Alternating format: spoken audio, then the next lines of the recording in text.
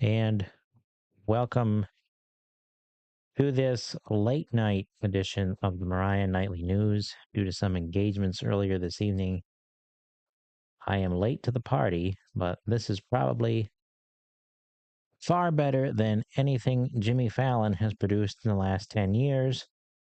So, from the nation to Moriah, here are tonight's top stories. The Iran war is in its never ending debate to find a solution to end the conflict. Not seem to find a good spot here. So, for the last at least 5 or 6 weeks, it has been up in the air as to how to end this conflict that is still going on, and not much has changed there as far as how to negotiate or the terms. It's still the material as we have stated before. Um, Not much on that has changed. There were more defensive strikes, as they're being called, over the weekend. And in a ceasefire, that usually when a ceasefire is reached in a conflict, you don't hit anything or basically don't have any conflict going on. That has not been the case here. So and that is what the Associated Press called it, was they are testing the ceasefire. That is the language used. Would be perhaps they're just fighting and don't want to call it that. In any event, what I did not say are the two groups around the president. If you recall, I said there were two groups in Iran, but there are two groups right now around the president, those saying he should negotiate further, and those saying he should start bombing. Myself, I have leaned more towards start bombing, but the president has not taken my advice so far, and that is not out of being overly ambitious to go to war or to want to have that go on. It's just that with Iran being the way they are, I just don't see any other option on the table at this point.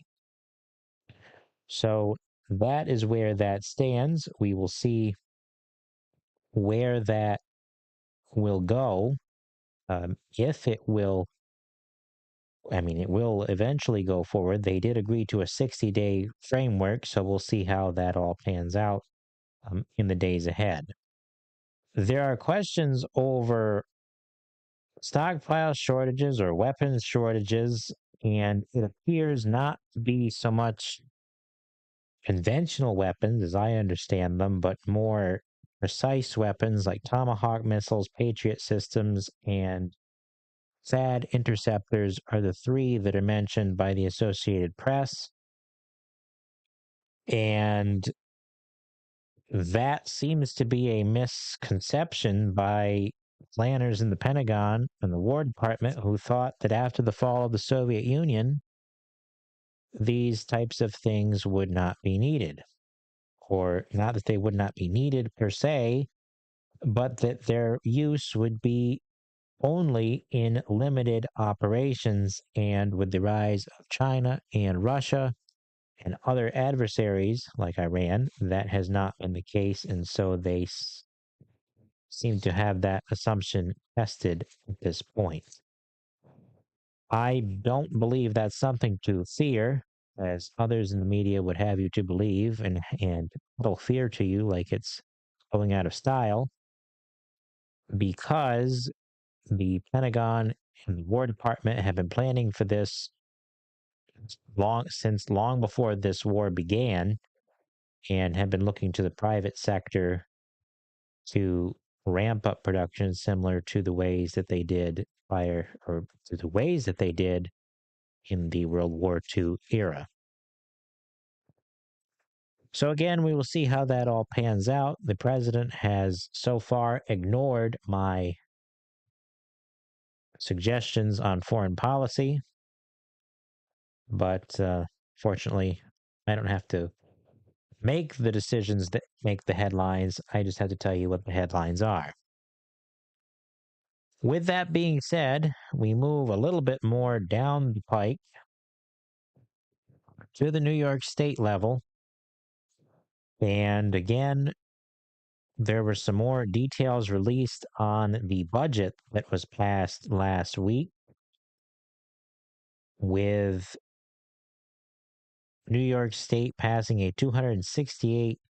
Originally, it was reported 0.5 billion. Today, the Press Republican hurled that back a little bit to 0.1 billion. Not that it makes much of a difference. It is still a lot of taxpayer money that is being spent, usually frivolously, like always with New York State.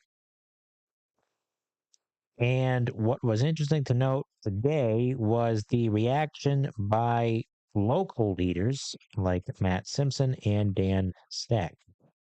Dan Steck felt that the budget should meet the needs of, quote, hardworking families, seniors, and small business owners. And as a newly minted small business owner, I would happen to agree with him that I would rather work for me than any of the schlubs down in Albany, especially if Kathy Hochul is one of those schlubs that it works for.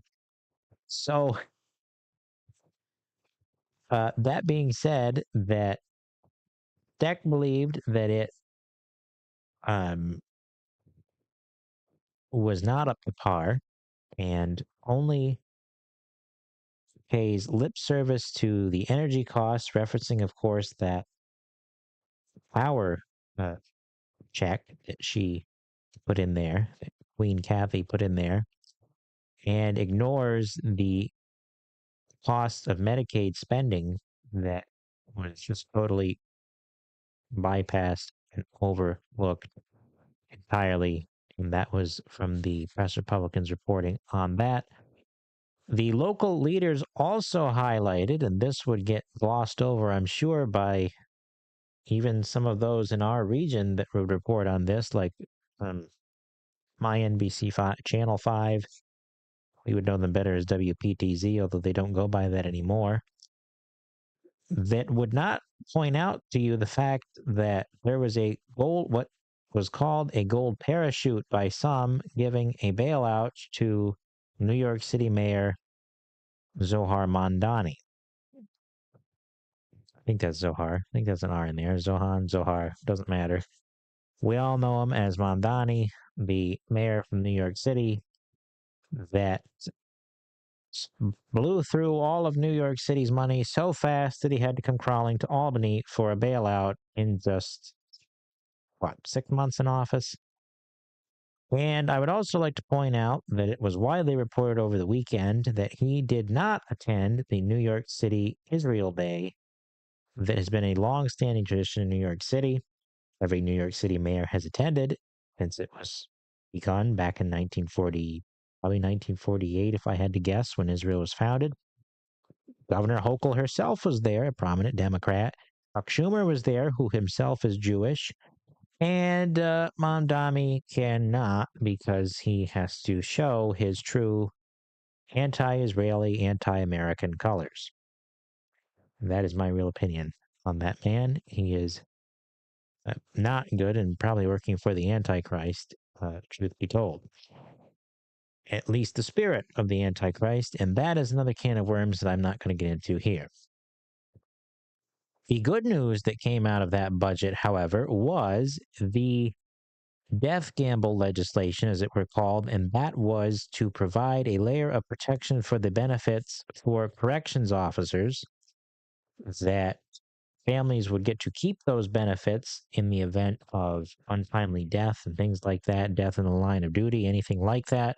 And it would remove the penalty for anyone who decides to serve in corrections beyond the retirement age. And it was noted by the regional vice president as a morale booster and a likely needed one after all of the disastrous governance by Queen Kathy in dealing with our corrections officers last year.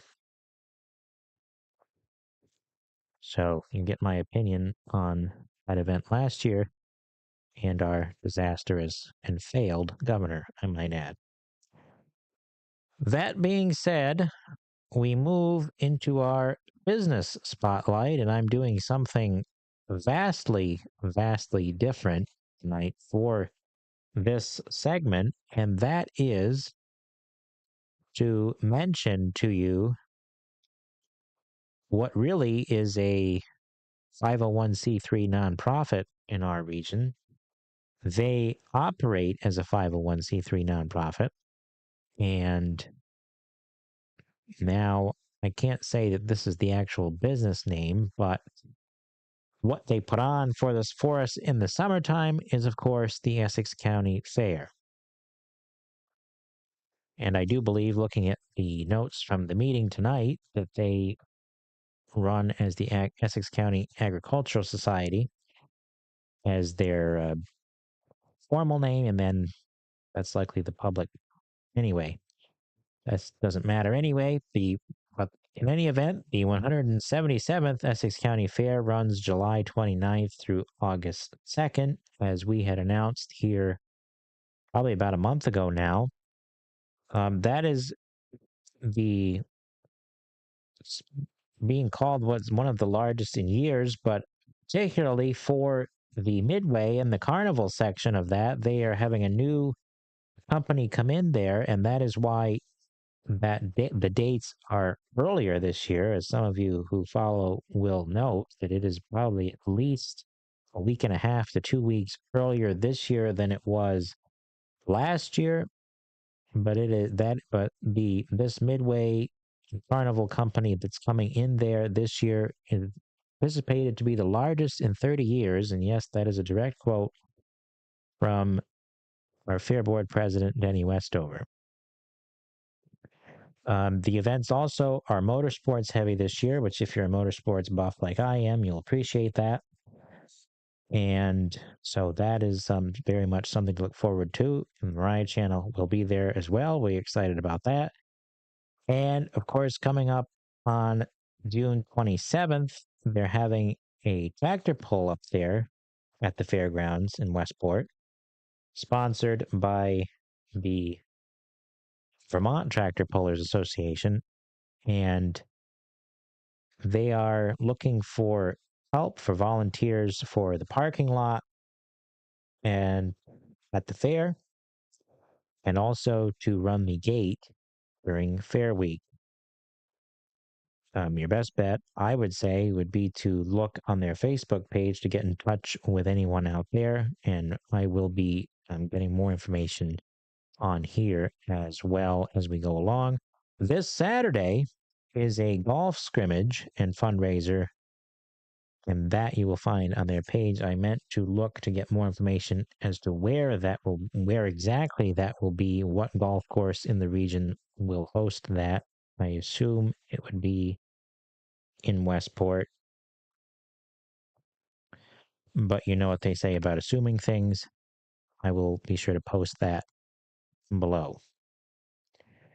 So that is again the 177th Essex County Fair on July 29th through August 2nd. There's also more in June 25th from 3 p.m. to 6 p.m. The Essex County Agricultural Day they're doing an open house up there as well from 3 p.m. to 6 p.m. And we will have more information on all of that as it comes out, because I do happen to know that they are almost in the process of finalizing the brochure and all of that good stuff for the fair. So that will be forthcoming very soon. It's almost ready to print, but not quite.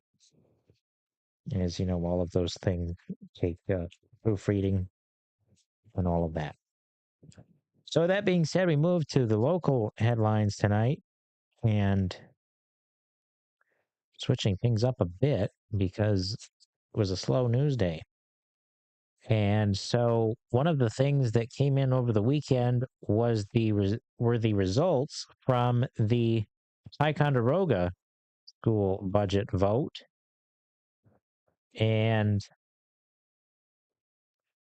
we had covered Moriah's in time basically to get out the information before that vote took place a couple of weeks ago. But with because I don't live in Ticonderoga and not being as well connected, I was not able to get the information to you prior to the vote. But the results are in, and so this came through the Times of Pi, the Sun. Sorry, I don't call it by that because to me that's not what it is. We all those of us that grew up and have lived here for decades know its former name. But it passed 393 to 247. It was called the 61.4% supermajority. And so that article praised the budget as being something that voters were in support of, strongly in favor of. That could be the case.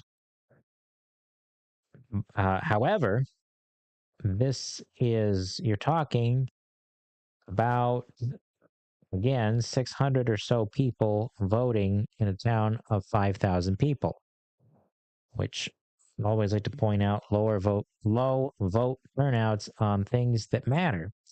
And why it matters is a 6.57% tax increase on the local tax levy down there.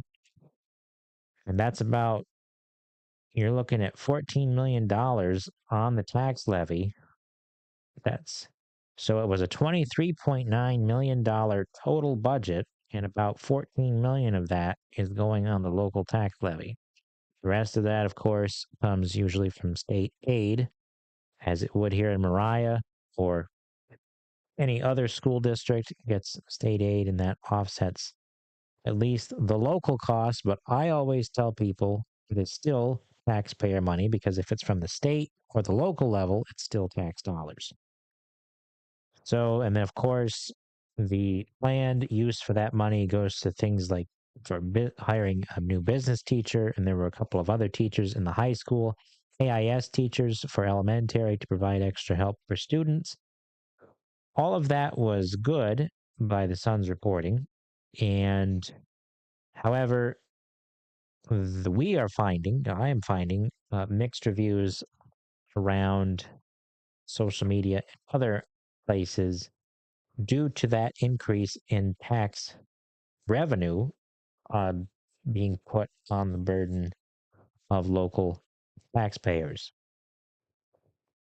And however, I would add the stipulation to that if you do not like what is going on locally, then it is important and imperative that you get out and vote, because a vote no on a school budget would force them to go back and sharpen their pencils and come up with a new budget plan. I do know that per state law, they are required, or they are allowed, at least one budget vote or redo, basically a redo, and then it goes into more of a contingency budget after that. So that's kind of how it works from what I recall. But the point is that usually in that redo, they will go back and crunch numbers again more thoroughly to make better use of your money. So if you don't like how they use your money, you have to vote. And if you don't vote and it goes through, well, then you have no right to really complain about it at day's end, unless you voted. And then, of course, you have all right to complain about it. But that's just how that works. Because again, we are a democracy. We are not tyranny at this point, unless you live in New York State with Democrats in power that think they have absolute control. That's another issue, though, that I don't want to get into right now. But tell me I'm wrong. So in Port Henry tomorrow, speaking of voting, in Port Henry tomorrow,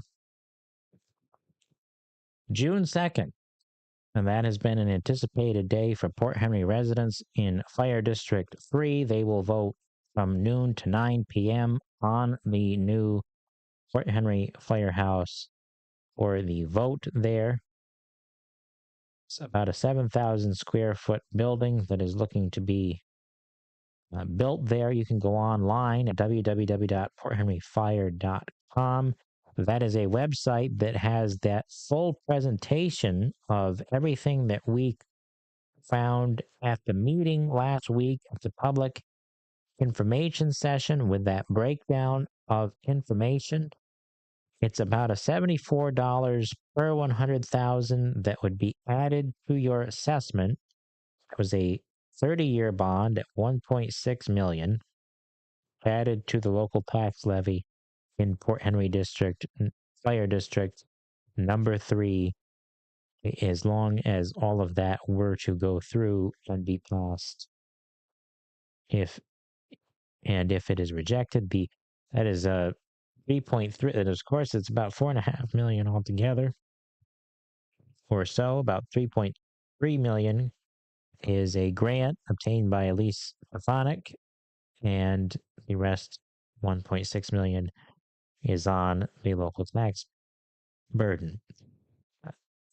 Again, Supervisor Brassard indicated that with money being there already, that New York State may decide that they would like to throw some more money at it, or may throw money at it, because remember, that's a federal grant to the United States Department of Agriculture.